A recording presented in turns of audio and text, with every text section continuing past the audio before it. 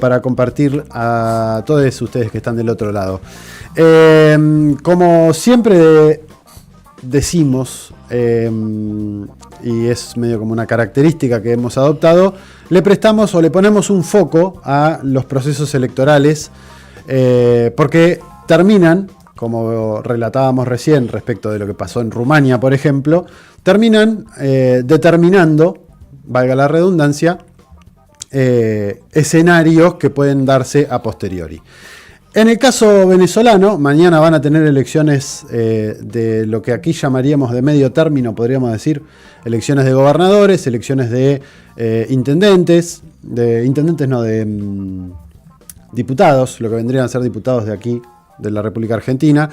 Y esto se da en un contexto determinado, con un Donald Trump, con una agresión permanente, con hostigamientos, con alguna suerte de negociación, podríamos decir, no lo sabemos. Vamos a charlar de ello con el profesor, colega periodista, docente y analista internacional Orlando Villalobo, que tiene la gentileza de estar en comunicación con nosotros para tratar de ayudarnos a entender qué se juega en estas elecciones en la República Bolivariana de Venezuela. Orlando, muy buenos días. Nicolás, Miranda y Delfina de este lado. ¿Cómo estás? Buenos días a todos y todas. A la audiencia de Radio Trinchera. Saludos desde Venezuela, en particular desde Maracaibo. Efectivamente, bueno, vamos a charlar, a ver qué podemos poner en claro, que espero que sea lo suficiente. Bueno, para que se entienda un poco más el proceso venezolano. Primero esto, bueno, hay elecciones mañana. ¿Qué está en juego? Más allá de lo que implica en términos institucionales de recambio de nombres de quienes van a estar a cargo de gobernaciones o de las cámaras de la Asamblea Nacional, más allá de que hay una particularidad, que es que se elige gobernador de El Esequibo por primera vez. Sí, efectivamente, mañana es una mezcla de elecciones regionales, porque se eligen gobernadores de estados o provincias, en el caso de otros países, y de legisladores, tanto regionales como nacionales. En Venezuela hay 24 gobernaciones y se van a elegir, se va a renovar la Asamblea Nacional o el Congreso Nacional, según como se entienda. No, no es una renovación parcial, sino que es aquí la renovación es total cada 5 años de la Asamblea Nacional. Eso es, en términos formales, lo que institucionalmente, lo que va a ocurrir mañana. Hay unos hechos que deben ser mencionados y resaltados. Ese que tú ya citabas, que por primera vez se va a elegir al gobernador de la Guayana Esequiba, que es el territorio venezolano en esa parte sur del país que está en disputa con la República Cooperativa de Guyana. En esa disputa, lo que hay que observar es que Guyana tiene su territorio, hay un territorio que está en disputa, y Venezuela ha ido en forma firme, convincente, avanzando en sus alegatos y también en su decisión de defender ese territorio. Por lo tanto, aquí tenemos que observar que está en juego una decisión de integridad del territorio, Por un lado, por lo que la discusión con Guyana y esta elección del gobernador de Guayana Esequiba, y por otro lado, porque hoy día, dada la situación geopolítica internacional, uno consigue con que, bueno, los territorios están en peligro. Eso vale para Venezuela, para Argentina también y para otros países, porque potencias imperiales buscan avanzar y apoderarse de determinados territorios, sobre todo ricos en minería, en tierras raras, en todo esto, ¿verdad? Ahora, hay un punto a instalar, a poner por delante en la conversación desde el principio. ¿Qué está en discusión en Venezuela mañana? Efectivamente, la elección de estos cargos, pero fundamentalmente la idea de que en Venezuela hay un proyecto que es revolucionario, efectivamente, pero al mismo tiempo es democrático, con participación y el protagonismo del pueblo y sobre todo de las comunidades y de las comunas. Del otro lado, el contrarrelato o el relato de los otros, de muchos de los adversarios de este tipo de este proyecto venezolano, es que en Venezuela mañana supuestamente no va a ocurrir nada, no va a haber elecciones, la gente no va a participar, los centros electorales van a estar despoblados, la gente no va a acudir a emitir su voto. Entonces, eso es la gran disputa de sentido común político para mañana. Uh-huh. Sí, le agregaría, porque también es algo que por lo menos aquí en Argentina tuvo algún eco, la situación de las últimas detenciones que hubo de terroristas, esto así lo define Diosdado Cabello, de terroristas que intentaban o tenían un plan para desestabilizar o para generar focos de violencia en distintas partes de Venezuela.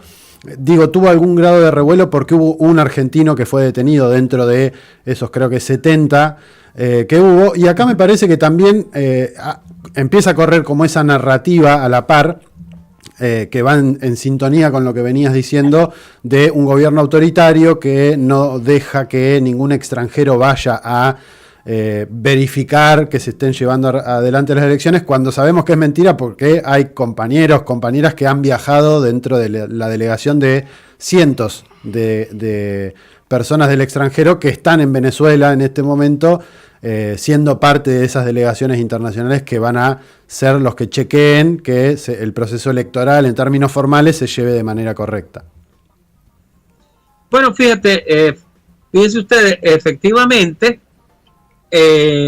cuando revisamos quiénes son los opositores de este proceso, encontramos con que hay opositores que están participando del proceso electoral, que tienen sus candidatos en cada uno de estos cargos, incluso para la gobernación de la Guayana Esequiba.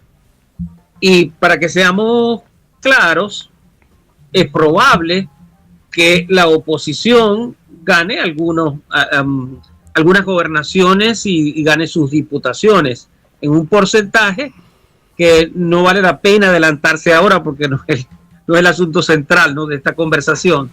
Pero en este momento la gobernación domina en 4 gobernaciones, tiene 4 gobernaciones. Acá en Maracaibo, en Estado Zulia, la gobernación es de oposición y mañana se espera que el resultado sea como muy cerrado, y para que seamos claros, la oposición tiene mucha posibilidad también de ganar, pudiera repetir su victoria en esa gobernación.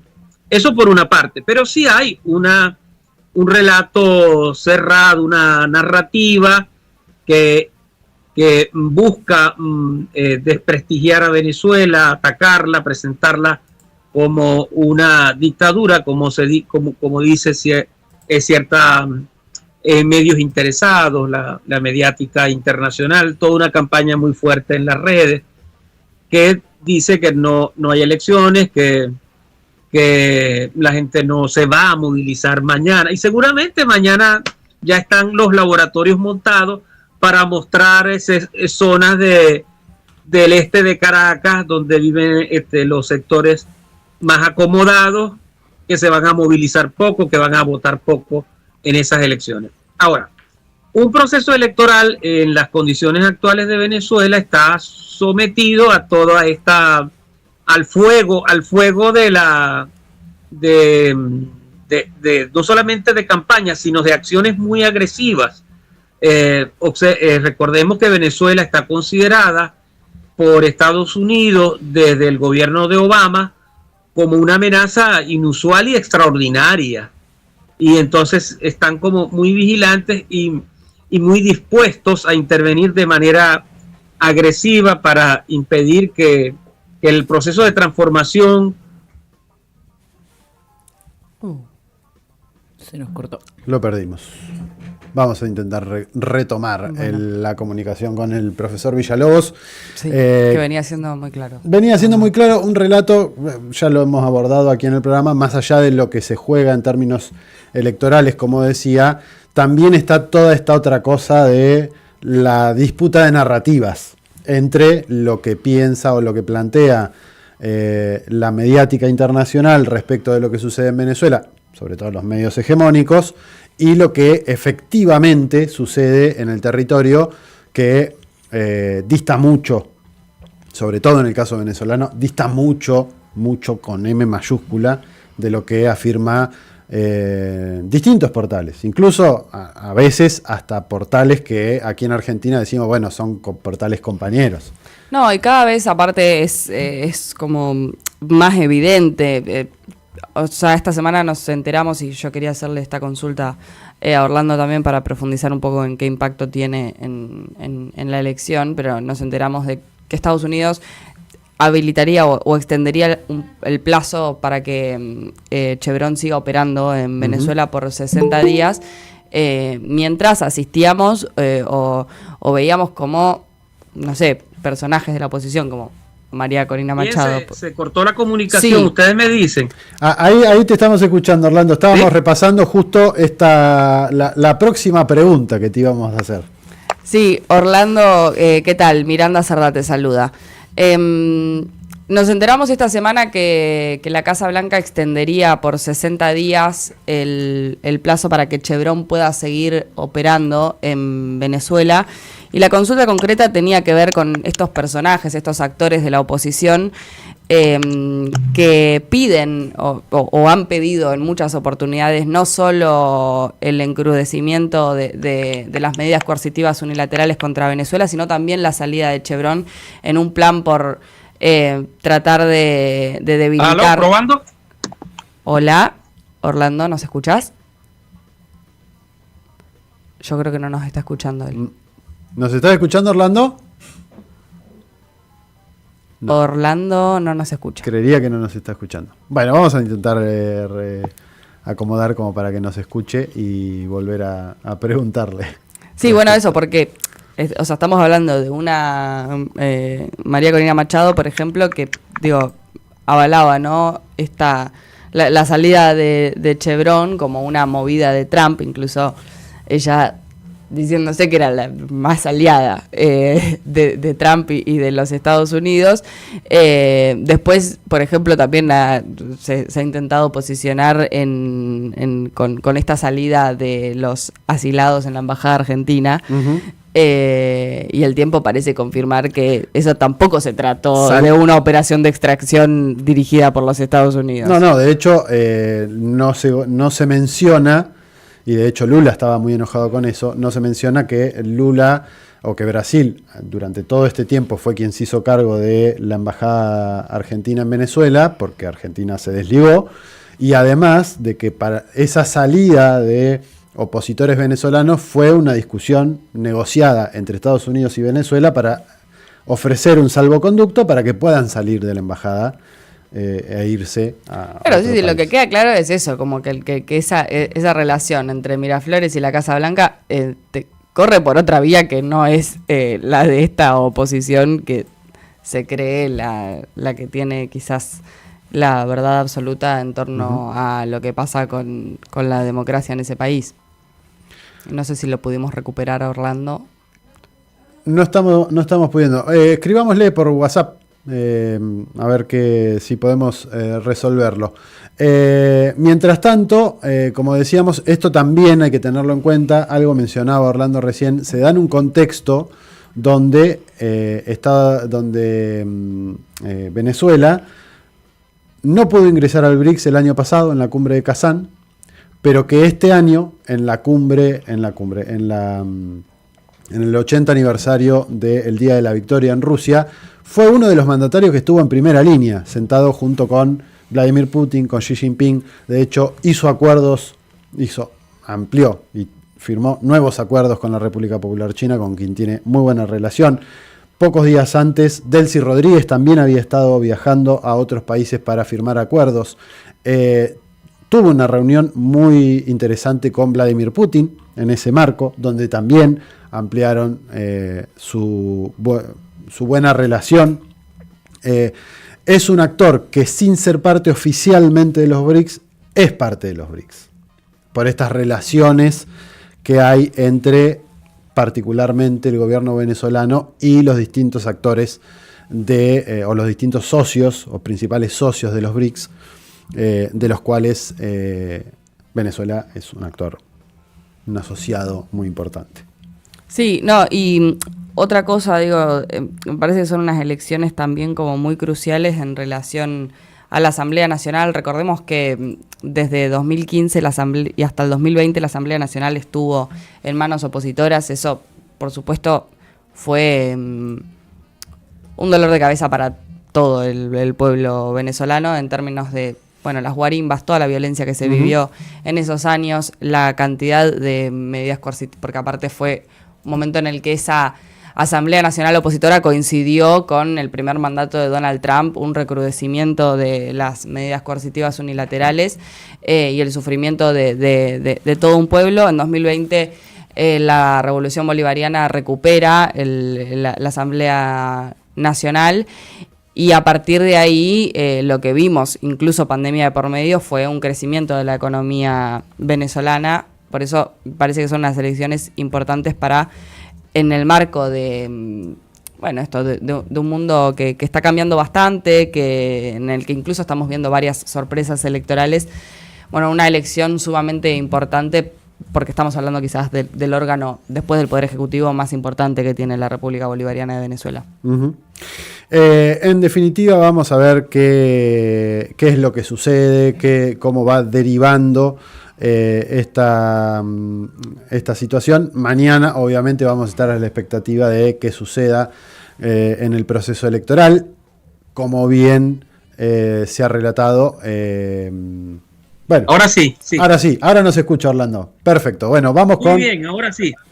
Perfecto, vamos con la pregunta que teníamos, porque venía ahí, en el marco de lo que venías contando, venía una pregunta que era interesante. Sí, Orlando. Correcto, mira, es que nos quedó pendiente que estaba diciendo que un proceso electoral en Venezuela, en las circunstancias actuales de ataque de potencias imperiales, de Estados Unidos, de todas las acciones que desarrolla Donald Trump, bueno, son en circunstancias extraordinarias, digamos así. Y se multiplican los ataques que son a través del ecosistema digital, a través de las narrativas, pero también acciones directas, terroristas, que buscan intimidar, crear miedo y que la gente no salga a dar su voto, a dar su opinión y a participar políticamente. Entonces, está lo que ustedes mencionaban, que en las últimas horas hubo detenciones incluso de extranjeros. Hay un argentino que fue detenido en esta ocasión y tiene la acusación del gobierno nacional, del ministro del Interior, ministro de Seguridad en Venezuela, Diosdado Cabello, tiene la acusación de que estaba participando de un plan terrorista para atacar el proceso electoral de mañana.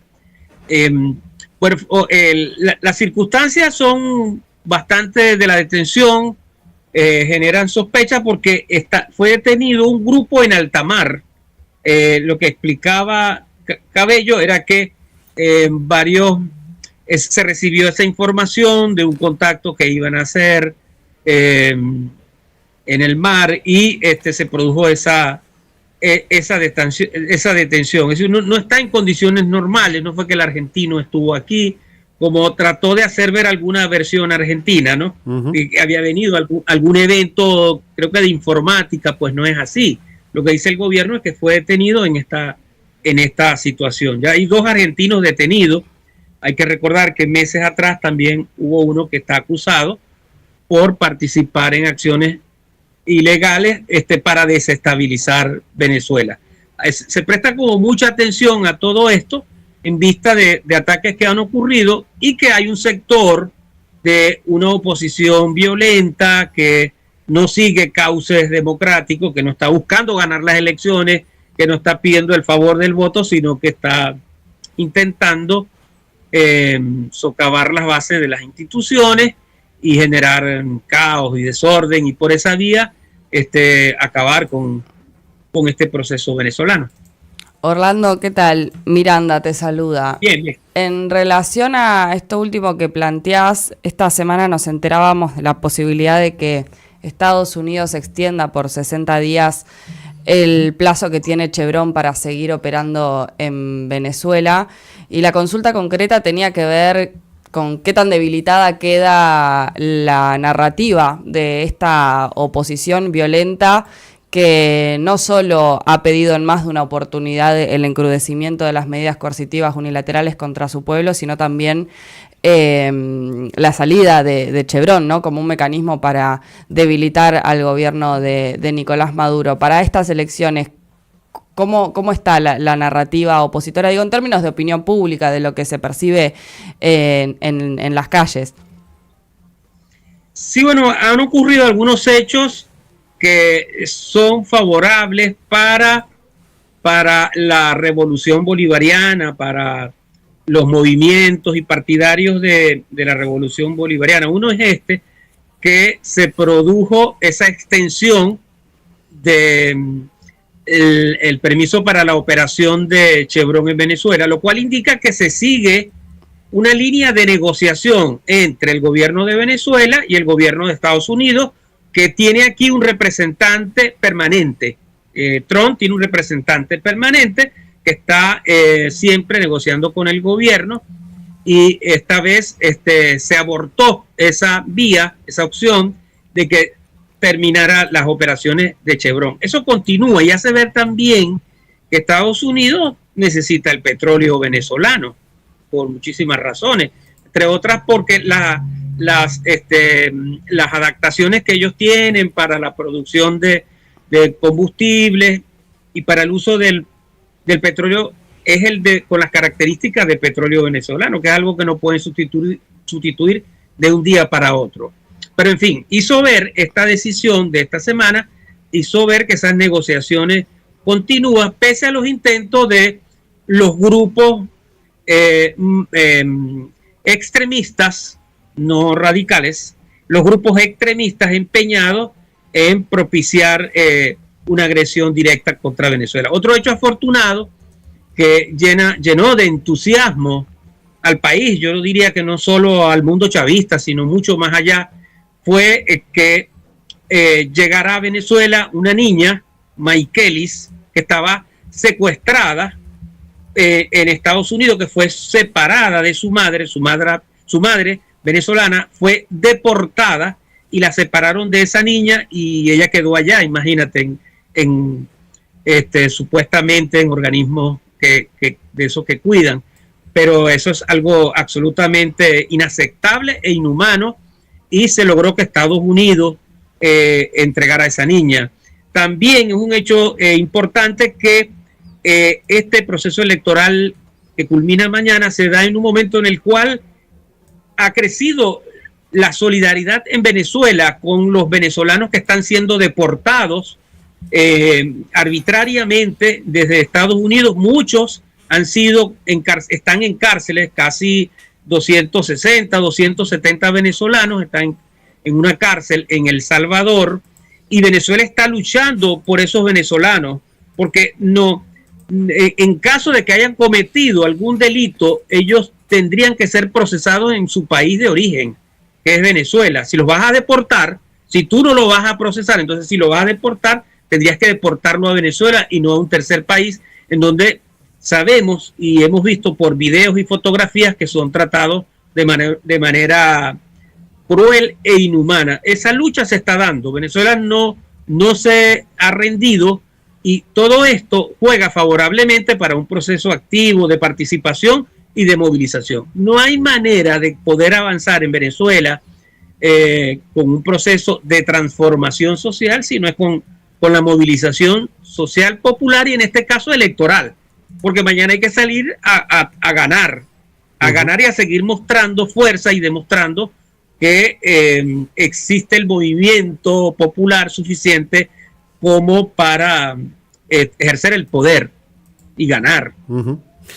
Profesor, como siempre, muchísimas gracias por haberse tomado estos minutos y a todas las personas que nos están mirando, invitarlas a que los días jueves, aquí retransmitimos los días jueves de 11 a 13 horas, escuchen también el programa en el que está el profesor junto con José Luis Méndez y Eduardo Ochoa, que se llama Voces en Conversa, que lo hacen en Venezuela y que aquí lo retransmitimos en Radio Trinchera, así que también invitarlos a que escuchen. Un instante más para hacerles llegar nuestro agradecimiento por esta conexión que hemos establecido para poder estar con ustedes en Voces en Conversa, y les envío el saludo que me han hecho llegar José Luis Méndez y Eduardo Ochoa.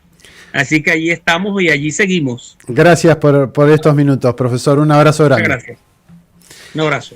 Charlábamos con Orlando Villalobos, colega periodista, docente, analista internacional, que nos contaba un poco de primera mano lo que se está viviendo en Venezuela en estos días. Recordemos que mañana van a tener elecciones regionales, se eligen gobernadores y se elige la Asamblea Nacional en su conjunto, que va a renovar todas sus bancas. Dicho esto, y habiéndonos pasado unos minutos, hacemos la tanda que debemos y a la vuelta seguimos con la segunda hora, ponele, de programa.